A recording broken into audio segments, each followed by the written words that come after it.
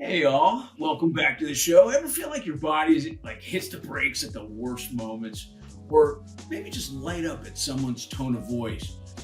That's your nervous system running the show. Today, Michael Allison from the Polyvagal Clinic is here to teach us just how to shift from stress to calm, or from pressure to play right now. So, Michael, welcome to the show, man. Oh, thanks for having me. I love that intro. You're welcome. You're welcome. It got me excited, that's for sure. I guess that was my vagal stimulation for the day, right? There you go. Hey, Mike, let me ask you. You seem to help listeners feel, their and viewers of this show too as well. Their nervous system, they can take charge of it right now. And in 30 seconds, can you guide us from that amped to available so they feel that polyvagal shift before we even explain what this is all about? Basically, real succinctly, how we are feeling or not feeling, right? Some of us are numb, really biases how we experience the world and how the world experiences us, moment to moment to moment. And that's happening whether we like it or not, whether we recognize it or not, or whether we come in alignment to what's going on inside our bodies or not. And so what we're hopefully going to talk about is how to recognize what's going on, how to respect what's going on, and find a way of relating to your internal experience that helps you optimize your own lived experience, whatever that is. I've been hearing a lot about vagal stimulation from, well, whether it's social media or in mainstream media, just how you can control that. And there's certain ways to do it, but can you explain to even the lay people in our audience what this polyvagal theory is all about and how and what that is in the system? So we have these reflexive reactions in our body, in our nervous system, based on what our nervous system, parts of our brain, but not necessarily conscious parts of our brain, more subconscious parts of our brain, what signals around us and really relationally and already internally we're interpreting. We're always surveilling, whether we're deliberately paying attention to the sound or the movement or the light or how our digestion is working, we're always surveilling. And that surveillance is then triggering these reflexive changes in heart rate, changes in your world muscle tension, changes in posture, changes in our movements, and how you started off, changes in our voice, changes in our facial expressions, right? And so that's always happening. And those changes we call physiological states. That's what I call them. They're different physiological states. And we have a wide range of physiological states that we evolved to move through. And each of them has different advantages and certain limitations.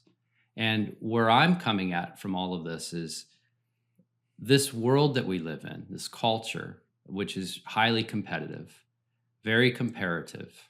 There's constant evaluation. There's this relentless having to acquire, whether it's money, whether it's power, whether it's status, whether it's education. And that in and of itself is really in direct odds to what our biology is seeking, which is just this felt sense of safety, felt sense of connection, and really enoughness for who we are right now, right here, right? That's not to say that being able to mobilize and get intense and fight isn't important, but there's an even higher level available to us, and that's play, that's connection, that's trust, right? So to me, that's what this is about. And when we see bodies as physical therapists or chiropractors or whatever walking through life, when we see bodies that are tightly wrapped, when we see muscle tension in the jaw or around the eyes, or we hear it in someone's voice, we all know how someone's feeling or not feeling. But when we see that, we have to recognize that that's not necessarily intentional. It's not a reflection of their character or their values. It's really a reflection of, for whatever reason, they are right now in a state of threat. in a pattern of protection. And what I'm seeing in this world, especially with high achievers and successful people, the way we define success, high performers, is we're just seeing these bodies that are locked chronically in this highly mobilized fight, grab, go get it, get aggressive, take what's yours. And I'm over it. I want to do my part, right? Like in bringing a different lens to this. So that basically, actually aligns with our biology. Michael, basically what you're talking about is the resting bitch face. Man, if you could figure that, how to fix that. As a father of 2 daughters, I can't say that, but I can agree with you. Yes, but I will not say that. Well, my wife bought me a mug that says, "I'm happier than my face appears." So, yes. So there it is.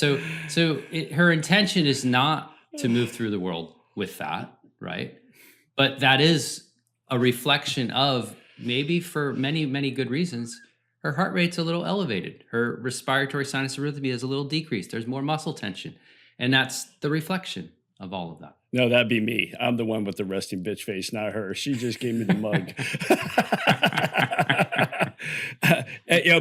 Before we go on, it just made me going back. Sorry, Spence, but going back, it seems to me that we have not evolved neurologically or since the quote caveman days. What you're describing is that what some people call fight and flight, or, we're always, you just made a comment that we're always aware, back in the day, we're always looking over our shoulders for a saber-toothed tiger to attack us or whatever you want to talk about.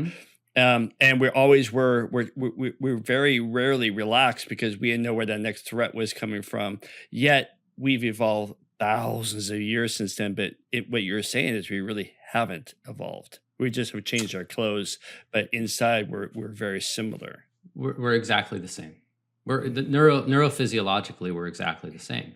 And what we at least had back then, which we don't have now, is there were periods of time where we were all together in a small group and we felt safe. Maybe we were in a cave. Maybe we were in an area that was somewhat protected, or maybe there was one person who was staying up and being hypervigilant while the rest of us slept together and in a safe cocoon of some kind. So that part's missing for a lot of us, is we don't actually have times or spaces or relationships that actually feed a real true sense of safety in the body, right? Well, what is a sense of safety? Well, a sense of safety just means physiologically, the body is coming back into those rhythmic, biological, homeostatic rhythms that support our health and well-being. And when we're in that physiological state, we have the opportunity to feel safe, to feel connected. And so I would say we're lacking as technologically advanced as we've become. We're actually steering ourselves further and further away from the core of what we truly need, which is safe and trusting relationships. The problem is, and safe environments where we're not on guard. The problem is a lot of us, and for very good reason, we no longer trust that it's safe to trust others, right? And we're getting constantly bombarded with messages for why we shouldn't trust others, which is a reflection of the collective state of being in a pattern of protection. And it just keeps feeding back in to it.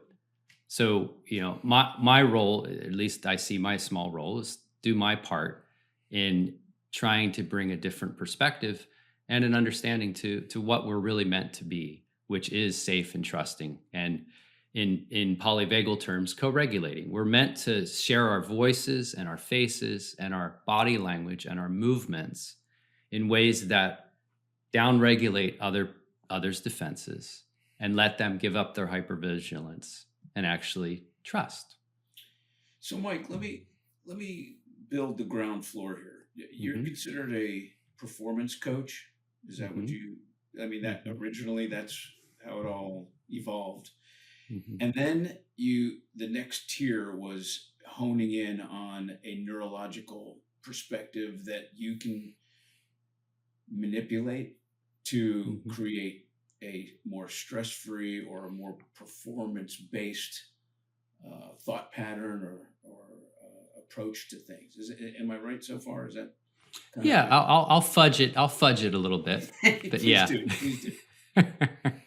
Well, yeah. So performing. So I do a lot of work with professional athletes, also business leaders and all of the organizations. But we'll talk professional athletics, because it's, even if you're not a sports fan, most of us have watched some type of professional athletics, and we all know what choking is. We all know when someone's really, really tight. Like the US Open is going on right now. It's a perfect example of how the body will naturally respond to the pressure to perform.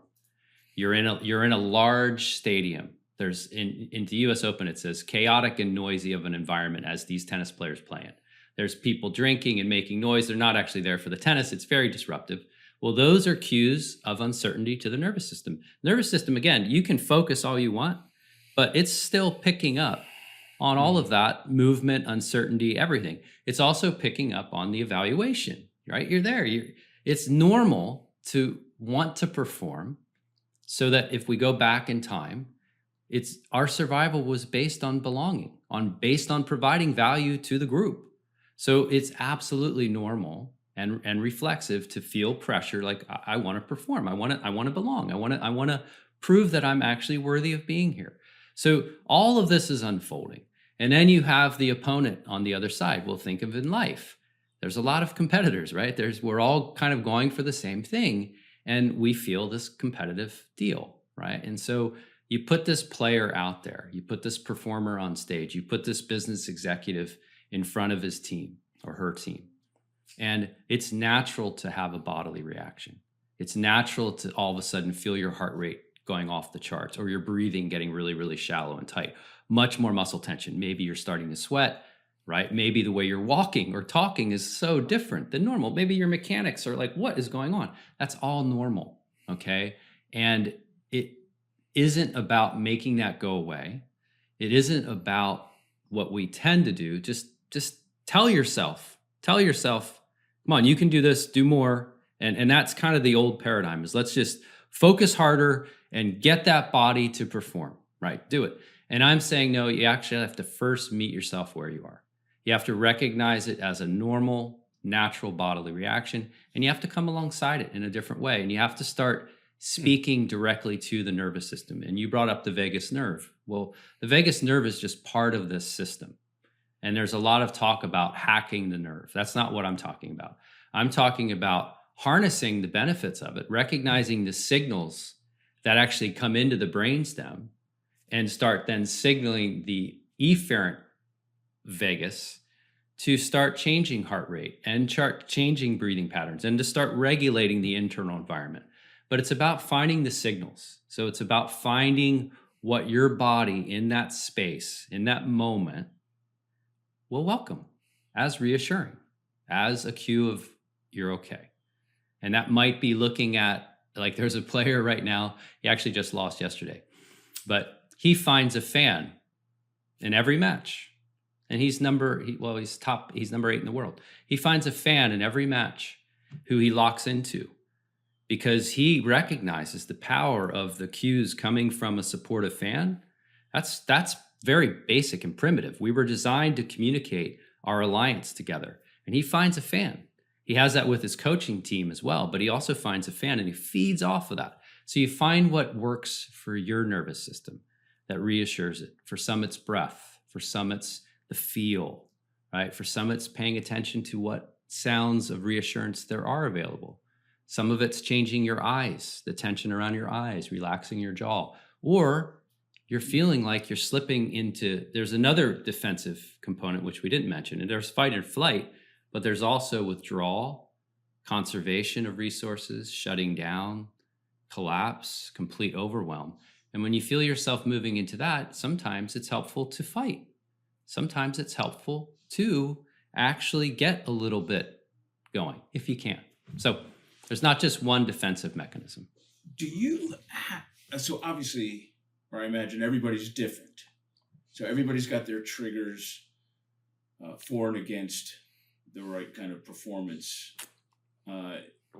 Is that what you try to do is to find what those triggers are, or what those elements in someone's physiology that they can control, or temp down or pump up. Some of it. So it's really next to impossible to figure out all of the potential triggers to the nervous system that would cue the nervous system to move into a state of threat or a pattern of protection. It's almost impossible because there's so much that we're scanning and surveying, right? But what typically happens for most of us is the body starts mobilizing, goes into that sympathetic fight or flight, heart rate goes up, breathing changes, muscle tension, all those typical attributes of fight or flight. But then what happens is when we're feeling that, we have associations from prior experiences. Like the last time I felt like this, I completely choked, right? The last time I was on center court and I felt like this, I couldn't hit my forehand, or I'm giving a presentation, I couldn't speak. And so you have this prior association, which you may or may not be aware of in the moment, but you have these associations that often then feed back into that natural response. And then you just get going and going and going until the only way out is to move into that collapse and just, I'm done. So I don't necessarily focus on what are all the potential cues that could be triggering that initial reaction. I focus more on, okay, here it is. Let's not get swept away by the narrative of what this means, other than, oh, I need to find a way to either channel this and get aggressive with it, which is not optimal, but it's better than moving into defense and running away or shutting down. Or how can I soften around this a little bit and start to get my breathing back regulated, get my heart rate back into the rhythm that I know supports homeostasis and supports optimal performance. So I go into the body then, right? So I'm back more into your world. What cues in the body or in the internal environment can I start enhancing or start paying attention to gently guide? I lightly use the word control. With high performers, I use that word control, but it's not really my word. It's more about guiding, gently guiding, because even when we try to control, what control does in and of itself, it's mental effort, and mental effort already spikes heart rate and reduces that heart rate variability. So I'm more into guiding, steering, if you can. So Terry, I just have to ask to get real clear. If I may, I'm not going to ask you to fix me, but I'm going to use this as an example and how you would approach something like this. I could lecture to people all day long and thousands, hundreds and thousands. I could talk to a group of people. I could talk one-on-one. If I'm with somebody, I don't care if it's my mother or whoever, and I'm going to introduce them to somebody that's walking up. I have this fear that I'm going to forget everybody's name. And you know what? I do. I'll forget my mother's name. I will forget. It is the most bizarre sensation. Shut up, David. Anyway. He just popped in to give you a little jab, huh? That was a little jab from David? Oh, yeah. Wow. That's part of your mother's name? How do you do that? Well, and if he does, for his mother from Morocco, if he ever forgets his mother's name, he will be even shorter than he is. She will whoop his ass. So That's what he deserves for forgetting his mom's name. Wow. Okay, I'm exaggerating. You shallow son. You shallow son. Hey, Mom, forgot your name. Can you remind me? Oh my God! And Can you at least remember Mom? Can you at least remember? Right. That's my mom. And she's a big fan of this show. So right now she's just getting a kick out of this. Oh, good. Good. Oh, All right, nice. so- Speaking of vagal response, look at Spencer right now. So I'm laughing. I'm like tearing So up. Spencer, were you asking kind of what might you do in that moment? Well, yeah. How would you find out? Because I'm telling you, before, if I see happening before my eyes, I start getting nervous. Yeah. Because this is stuff that had happened as a kid, and it still hangs with me. Right. So there's that anticipation of a prior association, again, which is very, very common, right? So if you have had an experience on center court or in introducing your mother, which feels just like center I'm in court. big trouble now. Yeah, you are. Yeah.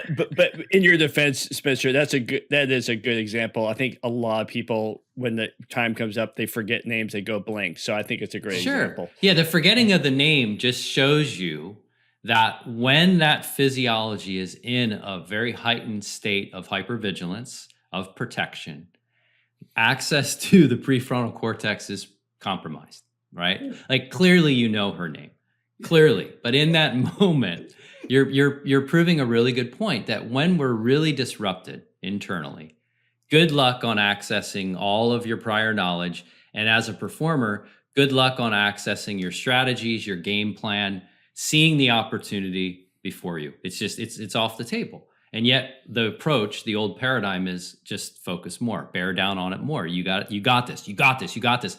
And what's really funny, imagine that experience, okay, that you're having, and you're there. And not only are you the only, so you're there and you're the only witnesses there are you and the two people you're introducing. Imagine having that same reaction internally in front of 100,000 people with millions of people watching. And then one more kicker, because this is what's happening.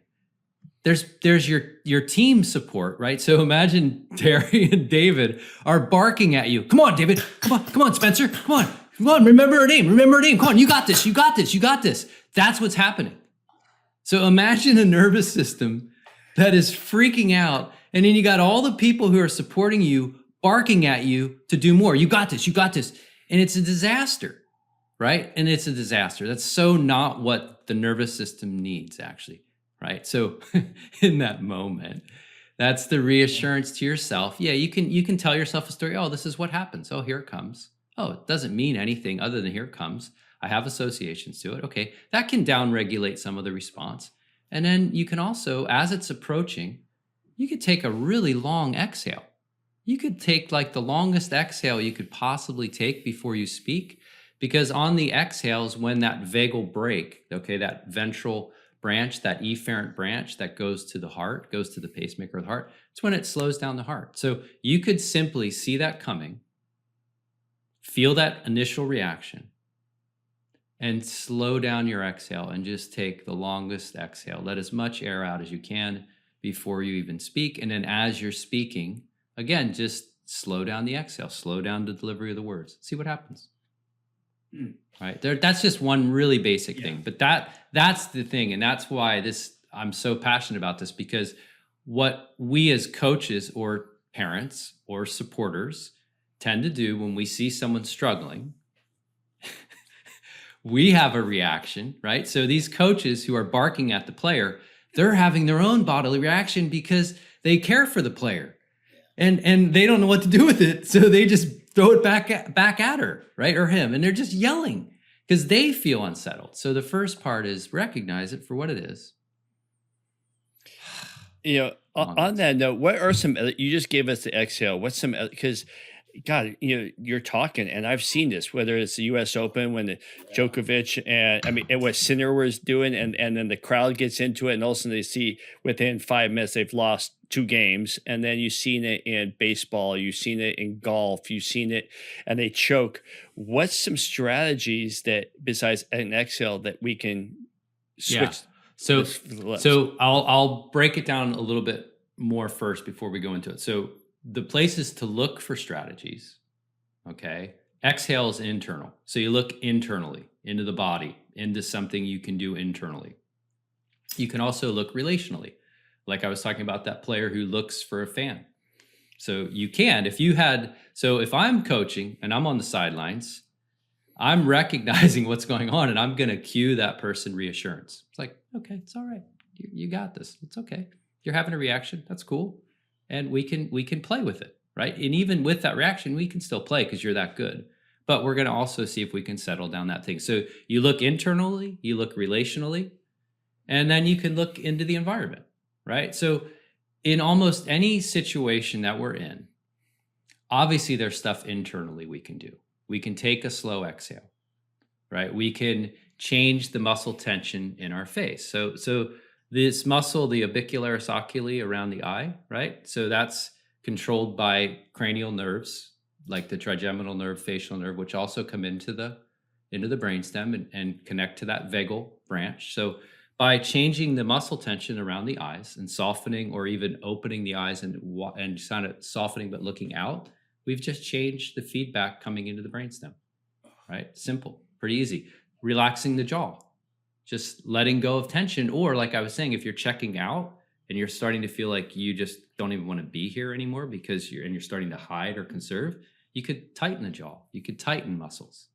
So there's tightening or softening. There's where you're looking, how you're looking. There's the breath. There's what sounds, what other sensory information might feed into your nervous system a little more reassurance. Like I'm outside, I'm going to listen for birds. If I'm under a tree, I'm going to look at the leaves. So our nervous system is always looking for patterns, right? And it's looking for predictable patterns. And there are certain frequencies in sound that also are reassuring, like a mother's lullaby, right? So, or the way we talk to our pets. That's not something we learned. That's wired into our physiology because of the physics of our middle ear, because of the way this all works. So the mother's lullaby calms a baby because that's the design of the nervous system. And it's those nerves are regulating the middle ear muscles around the frequencies and modulations of those frequencies, which are then simultaneously pulling that vagal brake on and off and giving your heart rate that rhythm, that respiratory rhythm that we all know is very fundamental. So you look within, you look around, and you look really between. And that's what you do. And you build this, I call it a container of safety. You build this container of safety for those big moments, right? But you also create a lifestyle around recognizing that, look, most of my life, I'm on guard. I'm mobilized. I'm accomplishing something. I'm taking care of something. And I really need spaces and places, and particularly faces, that I can just let down the guard and we can play and we can relax and all of that. And it's really, really important. And a lot of these professional athletes are, especially during COVID, they were living very isolated lives. And it was really, really hard. But also a lot of them, the team sports are different. There's a lot of camaraderie and they have a lot of that, but these individual sports like golf and tennis, they really don't have, they don't have a lot of the social interaction, which is vital. And they're constantly competing against each other, which is why I'm loving what we're seeing right now at the top of the men's tennis game between Sinner and Alcaraz. If you listen, Sinner's, and they're both saying, hey, we're actually friends off the court. We're very, very fierce competitors, but we're respectful on the court. The sportsmanship is unbelievable between those two, but they're acknowledging that they actually have a friendship off the court and they check in with each other. Like that is incredible. And it's so different than the Michael Jordan era, right? Now, that's where I'm going, is they're actually, by being friends off the court, they're feeding their performance on the court. When you understand the biology, they're actually allowing themselves to enter what I call the play zone. They're not fighting each other. It's like, no, they're not. They're actually respecting and allowing each other to lift and elevate each other's game. It's awesome. It's awesome. You know, I want to say something, because a lot of time coaches will yell, if I'm hearing you right, will yell to the player, focus, focus, focus. And sometimes the unfocus is a better thing. Yes. And so like for me, my favorite sport is snow skiing. And I want to know if what I did subconsciously is what you're talking about. I came up against a very scary double black diamond run, very narrow chute. And I was focusing on this path and I was terrified. And all of a sudden I just stepped back, I exhaled, but then I opened up my eyes and I used peripheral vision. I kind of screamed, like a cardinal yell. And then I didn't even look at where I was supposed to go. I just looked out and I was able to go into it and I was way better and way easier. Is that what you're talking about? I kind of took my focus away of being hyper focused, and I actually executed better. You took your focus away of focusing on what was cueing you, danger, threat, risk, life on the line, and you diverted your attention. So what I would call that is redirecting your attention. You diverted your attention and you looked out, which automatically, by looking up and out, we're already slowing a little bit of the heart rate and the intensity, right? So the more under threat we are, the closer we're looking closer. We're zoned in, tunnel, and you had more tension. Guaranteed, you were like really tense, and you're looking at it, and now you're in this spiral of looking at it, but also a story of like, I don't know if I can do this. By doing that, you took away the story, you redirected your attention up and out. This all changed, which again changed a little bit, probably not a ton, but changed a little bit of your physiology. Then you let out a yell, okay, which again is a longer exhale to yell. There's probably some length in that exhale to yell. You were also using the larynx and pharynx to produce the sound, probably not in the ideal frequency that would be reassuring, but it was more to me a release. It was a meeting yourself where you were, right? And we can see that. So Carlos Alcaraz, right? We most of us know that name, even if we don't play tennis. He's one of the maybe the most popular tennis player right now. He was one in the world. He's now two. His technique is a scream followed by a smile. It's exactly what he does, right? So the scream, again, is meeting himself where it is. It's a longer exhale, and it's doing something with that mobilized, higher heart rate, more muscle tension. It's doing something with it. At least it's channeling it somewhere. So there's a little bit of a release.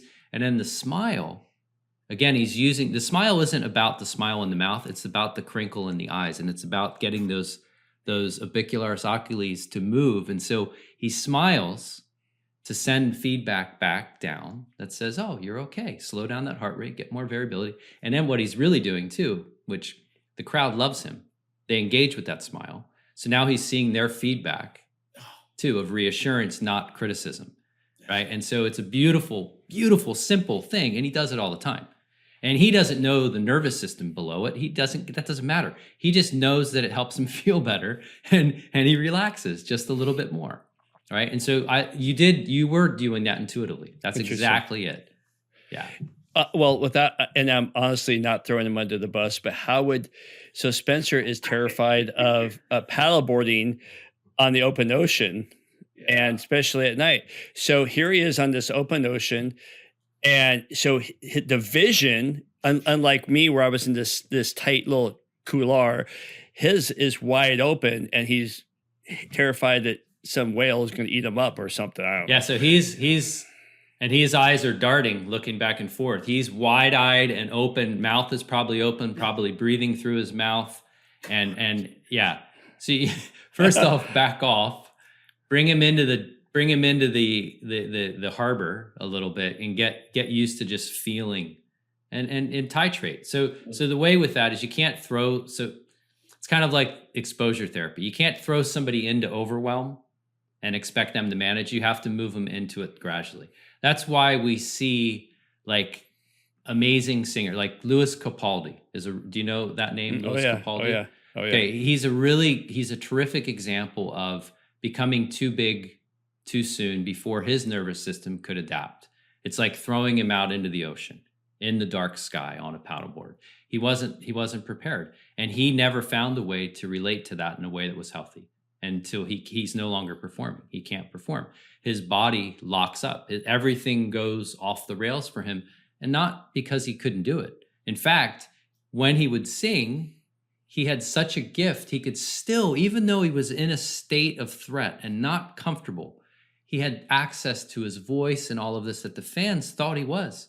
And they're feeding back to him, but he never shifted into a state of safety and comfort. And little by little, it just kept getting bigger and bigger into where he was completely overwhelmed. So I would first back off, bring it back within reason, and do little doses. But in that moment too, I don't know how comfortable you feel on the board in a normal environment. But I would get back to just really feeling the feet on the board, or feel is so vital, right? So feeling something that is really grounding and reassuring. And when you're in that unknown, in that environment, is going back to that. Just going back to that basic feel, if it's there. But if you're already squirrely, then that's off the table. But for me, right, like it would come back. It's like when you were talking about skiing. I was a big skier, so when you said it, I'm like, yes, that was my thing too. Like there was nothing more connected to earth and movement and all of that. But you have to get to where you can maintain the mechanics even as the pitch keeps getting steeper and steeper, and that starts again with the baseline of the feel, right? The feel. And then you're just dropping into that even on a steeper pitch. The feel is still there. The speed of the movements might increase, right? The angles might enhance, but the feel and all that. So like even with a tennis player, I do a lot of work with tennis players. A lot of it is about the feel.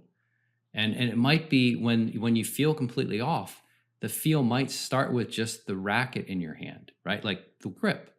It might be the rhythm of the feel of getting into the service motion.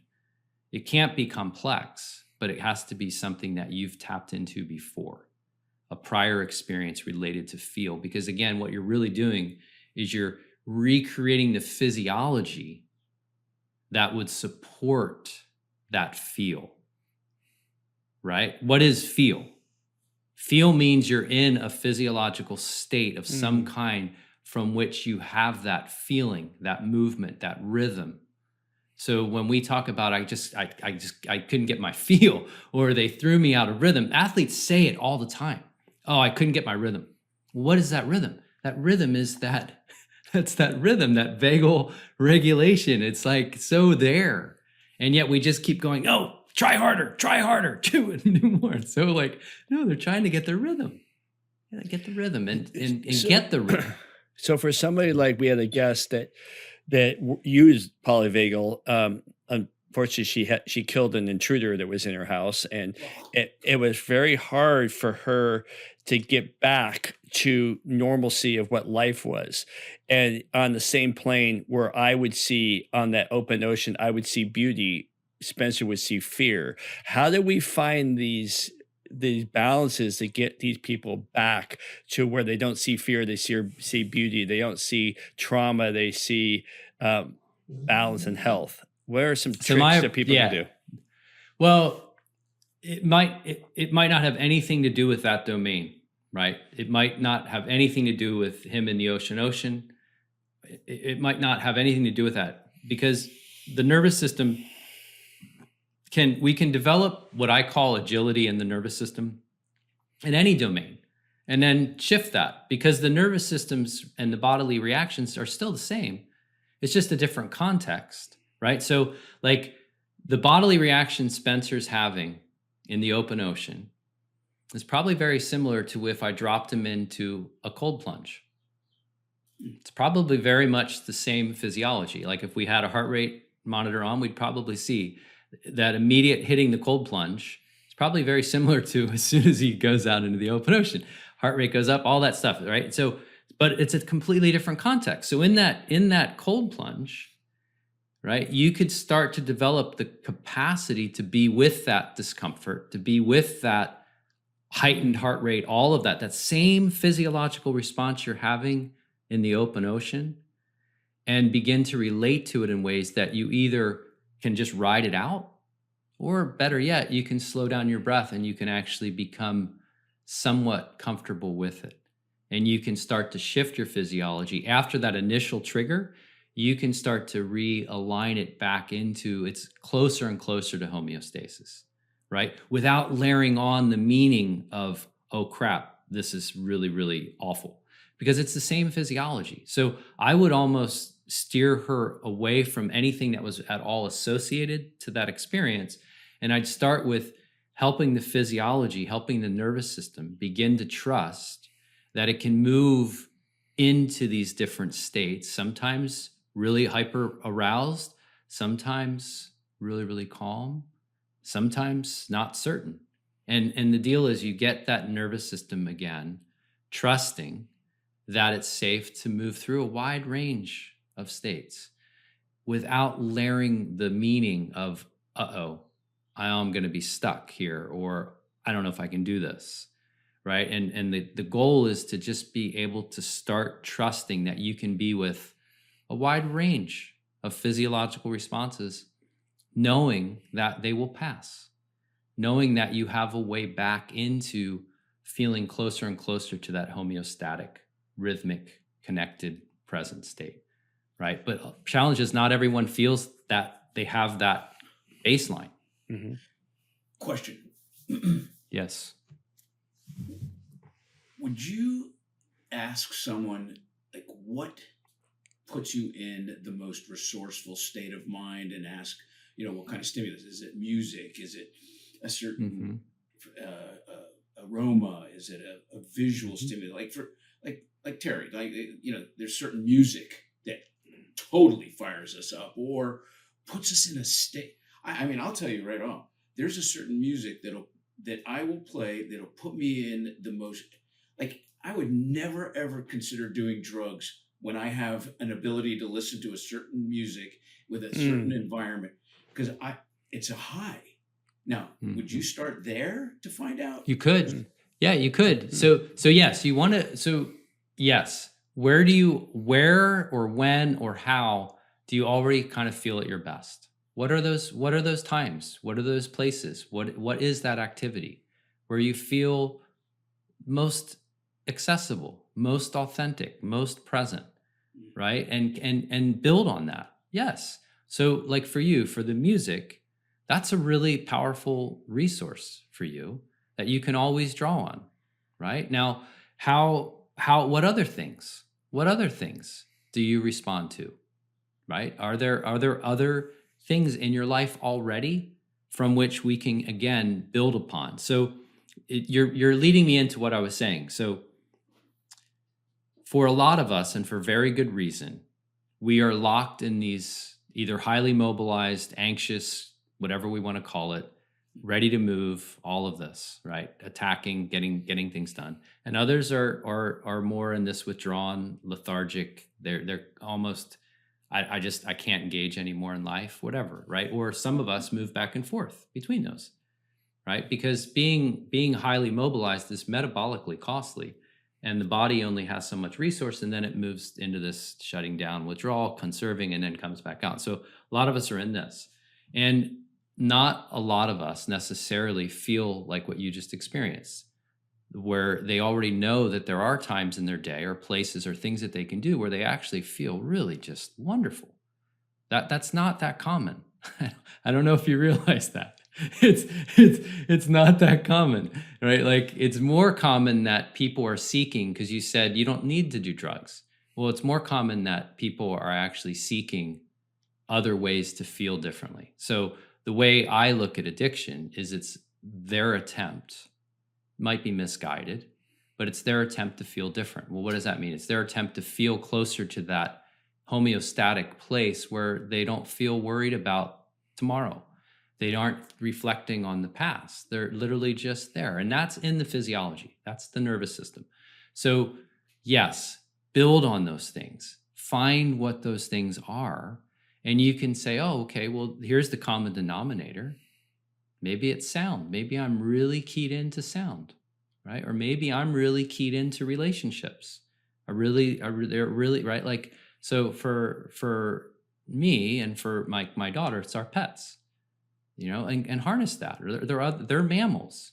They're social mammals. So like a dog and a cat, the reason why a lot of people who have had prior experiences where they don't trust a lot of people in the world, they gravitate toward pets, because their pets are reliably cueing them safety, connection. I'm with you. I'm not judging you, and I'm not going to abandon you, right? So harness that and start wherever you are. Start wherever you are and what your body will welcome. And yours is music. And I bet you have other things, but I just think not a lot of people really notice or really have that experience of when they feel actually just, I'm good. Like, this is, and optimistic about life. Spencer, you know what your other one is besides music? Camera. Oh. You mean Actually, being on the camera or taking no. pictures? He takes pictures, and when he's taking pictures, he's so calm and he's so happy when he's taking pictures. Yeah. What are you taking pictures of, Spencer? Well, it's interesting that Terry brought that. I would have never associated that, but photography. I mean, ever since I found photography as a high school yearbook staffer, and what I realized, and I don't think many people know this, it's kind of personal. I was always afraid. I was very, very painfully shy growing up, and having a camera in hand, what am I doing? I'm hiding behind the camera. And I'm watching people, and I don't have to talk to anybody because I'm busy. And that has permeated throughout my life. So now, I'll do wilderness photography or things like that. But when I'm at a place, man, that is my, I didn't even think of that. Dude, that's beautiful. I can relate to you, Spencer. I would have considered myself pretty shy as a kid and everything too. And what you're doing there too, which is really cool, is it was faces. So not only were you able to not have to speak and not show your face, you were getting the cueing back from other faces. So it was like you were behind a mask, but you could still take in the cues. And most people, when they're getting their picture taken, are smiling, right? Yeah. They're laughing, they're doing silly stuff or whatever. So you were getting cues of reassurance and safety and trust. But you didn't have to be exposed to get it. Dude, it's a beautiful story. And it's awesome, right? Like that is, intuition leading you toward what you actually needed. Totally cool. Crazy. Since high school.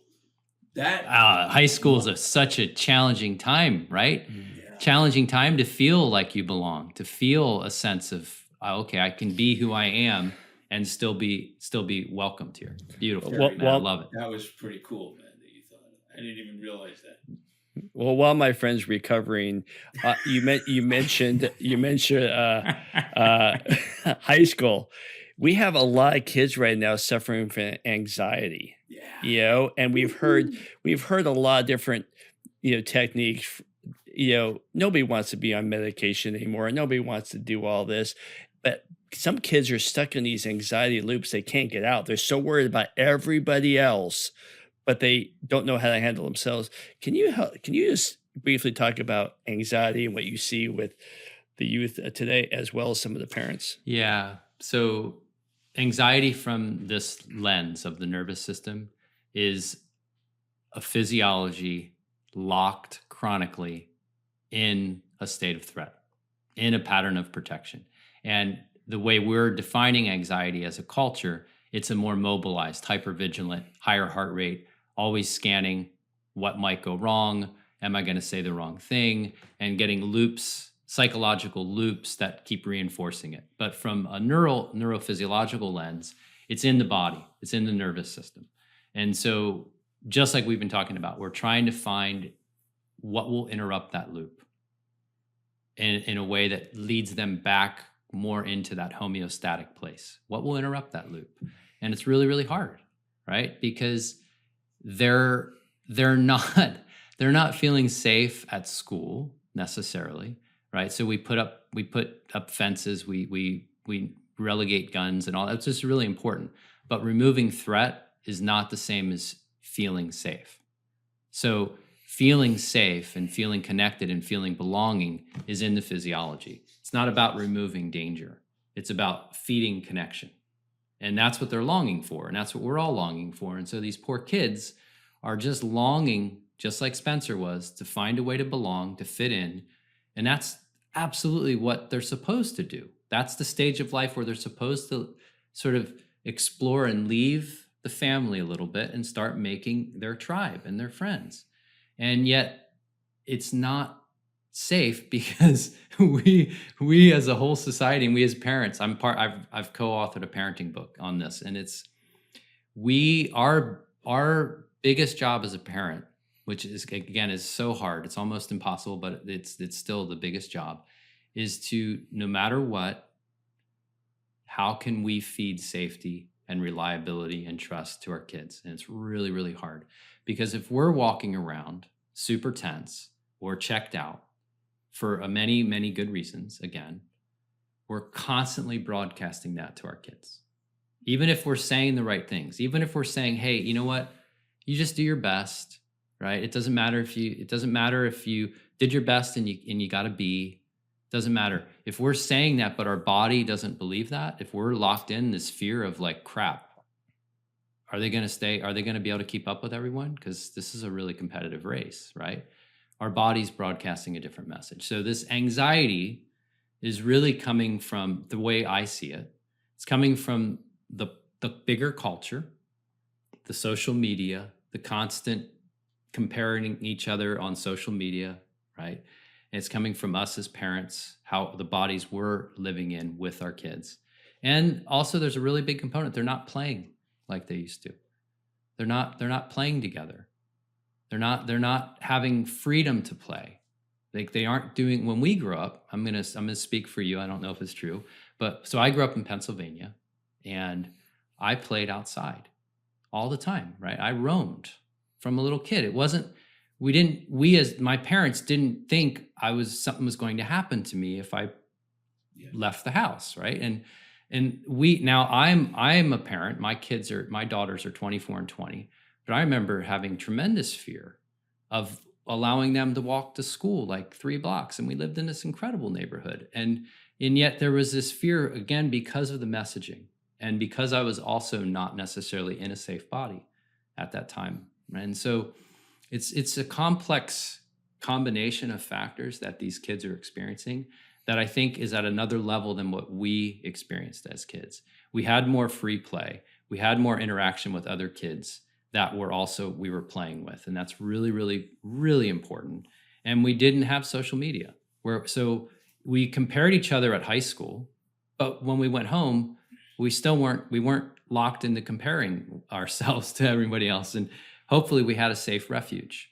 But now what's happening is they're comparing each other on social media and they're not connecting. Social media is not from a neurophysiological lens. It's not using your face. It's not using your voice.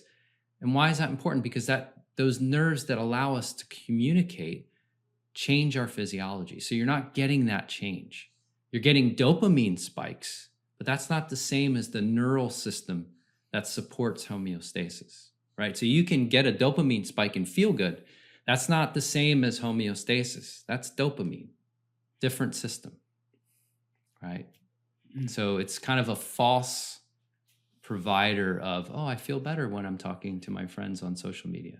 Yeah, but it's not actually feeding into the nervous system. Oh gosh, so much. It's complex. I absolutely, Terry. I'm gonna, look at our. I mean, we have time, but I mean, we haven't even covered half the things that we wanted to talk about with you. We can come back.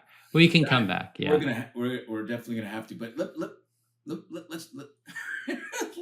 let's talk about this play zone or autonomic agility or something.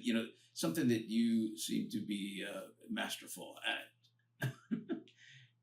Go ahead and describe what that is all about. So I came up with the term the play zone when I started really understanding polyvagal theory and the nervous system. And the play zone, what we were talking about with professional athletes or even giving a speech or doing something like this, and the way you guys created the environment right when we got on here, right? You were engaging with me socially. You were making it light. You were playing back and forth with each other, right? That's a different physiology. And so what you were helping create in me was a sense of safety, a sense of no evaluation. I mean, the first thing you said is, we just see how this plays out, right? Like, so you've already taken off the cues of risk that often we feel when we move into environments that we don't know or where we're trying to perform, right? And so you already sort of did that without knowing what you were doing necessarily, but you were doing it, right? And so the play zone is recognizing that our optimal state for performance. So our optimal state for performance is a state of play. And that is where the heart rate, there's still higher metabolic output at times, but then there's recovery. And then there's higher metabolic output and recovery, but it's not fully sympathetic nervous system. It's not like, oh, right? There's actually flexibility in that. And really importantly, there's social engagement. There's communication with other, right? And like that tennis player who's looking at the fan, that's what he's doing. He's trying to help himself get into what I'm calling the play zone. And one of the questions I often asked, when you've been truly at your best, is it fighting for your life or is it play? It's kind of play. It's free. It's creative. It's right. It's exploratory. It doesn't mean you know the outcome. It actually means you're playing. You're curious. You're seeing what happens, just like you said to me. So that's the play zone. And autonomic agility is this ability to move through states of fight, states of get me out of here, states of withdrawal and shut down, and recognize them, relate to what's happening. Again, not as deliberate or intentional, but as a bodily reaction, and figure out how to navigate within those patterns of protection, and maybe ultimately come back into a state of play if the conditions are appropriate, right? So to me, we get locked in what I would call rigid patterns of protection for a very good reason. And what I'm trying to help people develop is what I'm calling autonomic agility, so that we can spend a little more time in the play zone together, basically. So. Wow. Terry, where do you want to go with this, man? Well, that's what you guys are doing. You're creating the play zone with your guests, right? And that's rippling out. The funny thing is, we've been in that play zone for 30 years. Whenever we meet each other, Exactly. we usually banter within the first 5 minutes of seeing each other. We're like giving each other shit. Yeah, and then from then on, it's just go time. I think that's of all my friends, that's why I picked him to be a podcast partner, because he's the only guy that we can just joke and then switch immediately, but it's what starts it off. Well, and he's broadcasting tremendous cues of connection through his eyes. I mean, look at when he smiles, how many crinkles. Those crinkles don't get rid of. Those are all good. It's right? also this. He does this. I get goosebumps. Yeah, he gets goosebumps. Yeah, same. Yeah, same. He gets goosebumps. He is the goosebump master. So, dude, goosebumps are a sign of the play zone. Sign of the play zone, because you've got mobilized energy, that you have sympathetic on there, but you're connected to you're connected. Like there's a reason. Like you're either feeling a connection to somebody or a connection to your own presence. Goosebumps are not fear. They're like joy, bliss, celebration, right? And that's why we make such a good partnership. He's Mr. Goosebumps and Joy. I'm Mr. Resting Bitch Face. Exactly. Exactly. So, yeah. Oh, we're totally RBF. We're the yin and yang of each other. I'm all tight wound up, and he's Mr. Goosebump. That's perfect. It's a good combination. That's that vagal and that's the vagus nerve and the sympathetic nervous system coming together. There you go. Into a blended state of play. It's beautiful. I've learned more about what we do through this podcast than even I hope the general public that's viewing this or listening. Right? It's funny, Mike. It's funny you bring this up, because sometimes I'll look at Terry and he's just stone faced, and I have too much. Sometimes I think I better tone down my expression. I'm like, big eyes, and I'm sweating it out. I go, oh my God, everything's like all over the place. I go, I think I need to calm down a little bit. But no, you need to keep it ramped up. Yeah, totally. When he gets ramped up, I go RBF. When I'm all amped up, he goes quiet. Yeah, exactly. Like a good marriage. Like a good marriage. It is like a good marriage. Absolutely. That is hilarious. Well, we're for those listening, we are going to have Michael back, because, like Spencer said, we haven't touched half the crap. So much stuff. So crap. Keyword crap. Oh, crap! Absolutely. I think Spencer, let's go right in the wrappers. Let's get this done, and then I'm going to table some of this other stuff for when we meet Michael again. Really good idea. Really good, because some of the stuff that we wanted to talk about is very valuable. 100%. We'll get to that, but Mike, this is sometimes, and it's oftentimes one of our favorite parts of the show. It's called the rapid fire questions. There's 5 of them, and they're just kind of Okay. off the cuff. Some of them have to do with what we talk about. Some have nothing to do with it. It's about you. Are Okay. you ready for question number 1? I think so. Look at his vagal response, you know? all of a sudden I'm feeling a little evaluation, but I'll try. Well, don't feel little. This is 100% evaluation. We're like, Yeah, we're looking at you. you, man. Yeah, Oh, this is all man. about evaluation. I'm gonna keep my eyes focused on Spencer, not Terry, for this. Yeah, don't. RBF. No. Don't go there. Yeah. All right. Big Mike. Here we go. You've taught breath work and physiology, not guessing what's the strangest or most hilarious moment you've ever had testing a nervous system hack or on yourself or in the wild? Oh boy. Craziest. Whew. Even the funniest experience. Well, a funny one. Okay, I'll give you a funny one. So a lot of these athletes are incredibly gifted at controlling their bodies, right? But have often have no sense of what's going on inside their bodies. Okay. So I'm talking to this professional tennis player who at the time was maybe just inside about 80 or 90 in the world. Okay. And so we're having this, that's a good tennis player, right? Like 80 and 90 in the world. Okay. We're talking, and I'm watching his match, and I'm seeing a body completely right at its threshold. I'm seeing super tight, breathing all over the place, and extremely, what you would just say, very nervous, very tight. Okay. Steps up to the line, and I already know it's coming. I'm like, there we go. Okay. And, first serve into the net, next serve like 6 feet long. And so anyway, loses this. It was a big game. It was against another top player. Like, I think the player at the time was top 10 in the world. It was a big player and big match. And so later we're talking, and I say, so what was going on for you at that moment? Right. Because it was his chance to serve for the set, and he gave it away. And so he's like, well, what do you mean? And I go, well, how are you feeling? What was going on? Oh, I don't know. I don't know. I felt like I always do. And I was like, really? Okay. And so I said, so what'd you do? He goes, well, I just tried to serve it into the box. I said, how'd that play out for you? He's like, well, no, I guess it didn't. Right. And I'm like, look, did you have to serve? And he's like, well, there's a clock. You have to serve the first serve within 25 seconds. I'm like, yeah, I get it. Okay. But did you have to serve the second serve? Technically, no, you could stand there and wait until you actually feel ready to serve. Right. And so we're talking about this. I'm trying to get him to recognize that he was not physiologically ready to serve, until I finally had to say, look, dude, I'm 50 years old.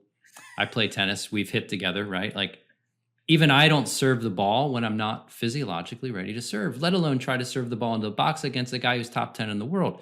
What's the point? You might as well just hit it into the net, right? And then we both just started busting up laughing, because he recognized in that moment that he actually wasn't at all aware of what he was feeling. And he had no concept that actually I don't have to feel this way and serve. I might actually be able to change what he would simply refer to as, oh, I felt tight. He eventually acknowledged, I felt tight. Well, it was a lot more than tight. It was it's like trying to serve with your arm here. Oh, I don't know. Right. So, but that recognition, and that's so prevalent. It's like, oh, it's just what I do. So anyway. So Mike, question number 2, and we're gonna have to abbreviate Shorten the them. answers. Shorten them. Hence rapid fire. All right. So you've run Boston qualifiers 3 years in a row. Tell us about that first Boston. Who were you thinking about at mile 20, and what polyvagal shift may have saved your day? Actually, kids along the side. I was high-fiving kids. At Boston Marathon, there's literally people lined up for the 26.2 miles, and I was just high-fiving kids. I was having the time of my life. I've never felt better in my life. Oh, it was one of those moments. How cool is that? That's cool. Mm-hmm. Question number 3, parenting and polyvagal coaching. What is one rule you refuse to break, whether it's, a fussy teen, like you have 2 girls, right? Negotiation, bedtime rituals, or your own ride the rule with your daughter's issue? Yeah, meet yourself where you are first, and try to regroup before using your mouth. Right? Before you really say something or do something, that it's damage control at that point, right? It's really about damage control, and that starts with meeting yourself where you are. Very cool. Question number 4. If you had to pick a soundtrack, something for entering your own play zone, say before a run, podcast taping, right? No, I can't share that. I like, you know what?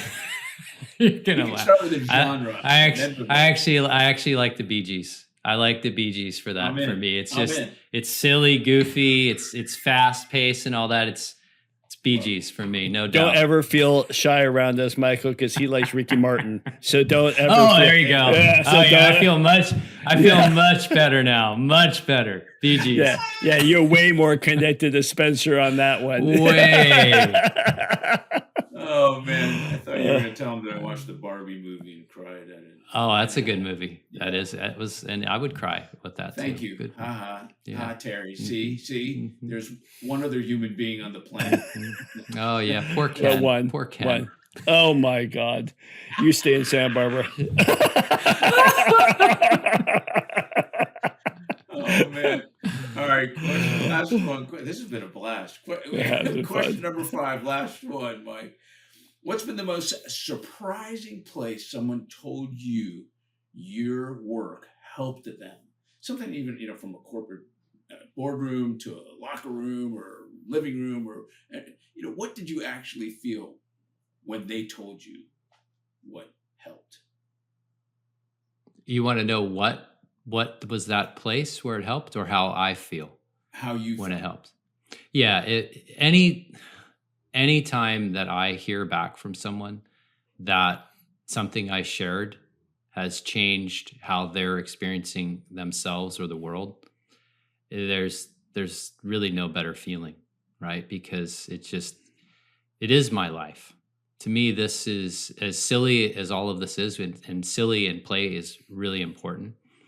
It has deep meaning for me and deep fulfillment. And so when I hear those things, there is not much better in life other than like childbirth and marriage and those sorts of things. It really rivals those experiences of deep meaning and connection, and expanding that outward. So, Mike, I gotta listen, Terry, I hope you don't mind. I got question 4A for you. I'm going to back up one because you said something that really struck me, and I really want to know. What was it when you're running in a marathon, and at that point where you're high-fiving these kids? What is that? What is that? What does that mean to you? Why would that jazz you? Well, it's a couple of things. It's the touch itself, right? It's the actual physical touch, and you're running along, and you're at that point you are starting to feel, not so great necessarily, but for whatever reason, it absolutely lifted me physically and emotionally. And it's seeing the possibility, right? So running a marathon you could argue isn't healthy. There's a lot of, you could really make an easy argument it's not healthy. But for those who have, you recognize it as it can be a real moment of growth, because you move through these states. I didn't understand all of this when I was running marathons. It just was what I did naturally. But you're moving in and out of highly mobilized. You might even get to where you're starting to shut down and collapse, and that resource of others, amazingly powerful, especially little kids and their innocence, and they're looking at you and they're celebrating that you're out there doing it. And so maybe you inspire another little kid to challenge themselves and recognize that they can get through challenges and really get through it through the support of trusting others. So to me, it was all that wrapped up into that. And I didn't know it at the time, but it really true. I wrote a paper back when I experienced that, because I didn't even know that would come out of me. I didn't know I would start high-fiving people. Like, I was like, wow. And then I was actually like goosebumps the whole way through doing it. And it was awesome. Love it. this guy's great, man. Really, thank you so much. I can't wait to part 2 of this show. Mike, thank you so much for you're spending welcome. your time. Michael Allison, thank you. Thank you guys. You guys are awesome. That was. Thank you for listening to today's episode of the Crackin Backs Podcast. We hope you enjoyed it. Make sure you follow us on Instagram at Crackin Backs Podcast. Catch new episodes every Monday. See you next time.